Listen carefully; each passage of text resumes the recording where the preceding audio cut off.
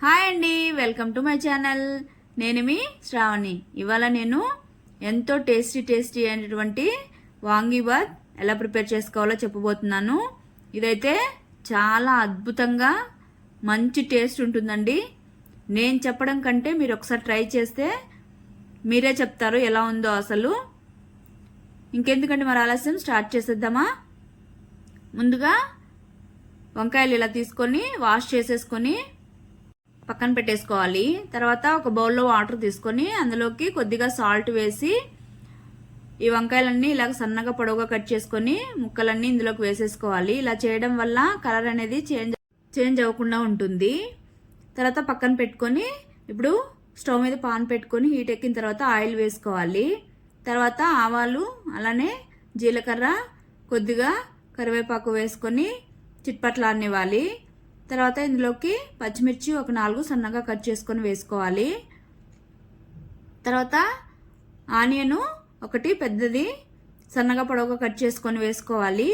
ఇవి ఒకసారి మిక్స్ చేసేసుకొని తగినంత సాల్ట్ వేసుకొని మంచిగా బ్రౌన్ కలర్ వచ్చే వరకు కుక్ చేసుకోవాలి. కుక్ అయిన తర్వాత ఇందులోకి వంకాయ ముక్కలన్నీ వేసేసుకొని మంటను లో టు మీడియం ఫ్లేమ్లో ఉంచుకొని కుక్ చేసుకోవాలి. ఈ వంకాయలు అయితే త్వరగానే కుక్ అయిపోతాయండి. తర్వాత ఒకసారి మిక్స్ చేసేసుకొని మూత పెట్టుకొని ఒక 2 మినిట్స్ అలాగా కుక్ చేసుకుంటే సరిపోతుంది. ఇక్కడ చూడండి, వంకాయలు అనేవి బాగా కుక్ అయిపోయాయి.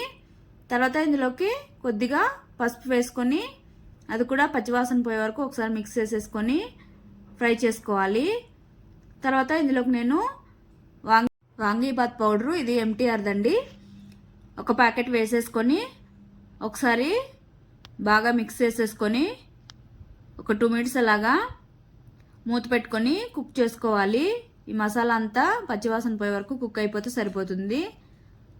కుక్ అయిన తర్వాత ఇందులోకి కొద్దిగా కొత్తిమీర వేసేసుకొని ఒకసారి మిక్స్ చేసేసి ఒక 1 మినిట్ అలాగా మూత పెట్టుకొని కుక్ చేసుకోవాలండి. ఇక్కడ నేను చింతపండు యాడ్ చేయట్లేదు. నాకైతే ఇలా తినడమే టేస్టీ అనిపించిందండి. మీకు కావాలంటే కొద్దిగా పులుసు యాడ్ చేసుకోవచ్చు. కాకపోతే ఈ టేస్టే బాగుందని నా ఒపీనియన్. మీరేమంటారు?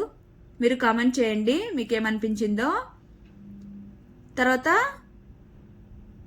పక్కన పెట్టుకొని రైస్ బాగా పొడిగా ఉంటే బాగుంటుందండి.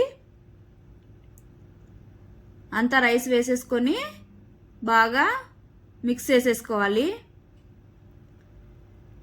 గరిటతో కంటే చేతితో మిక్స్ చేస్తే బాగుంటుందండి ఈ రైస్ అయితే. ఇలాగా మిక్స్ చేసేసుకున్న తర్వాత ఇందులోకి దూరగా వేయించుకున్నటువంటి గోడంబి పైన వేసేసుకొని ఒకసారి మిక్స్ చేసేసుకొని సర్వ్ చేసేసుకోవడమే అండి.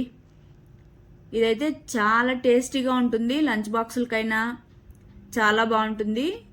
పిల్లలైతే కూడా ఇష్టంగా తింటారు. స్పైసీ కూడా ఎక్కువ ఉండదండి.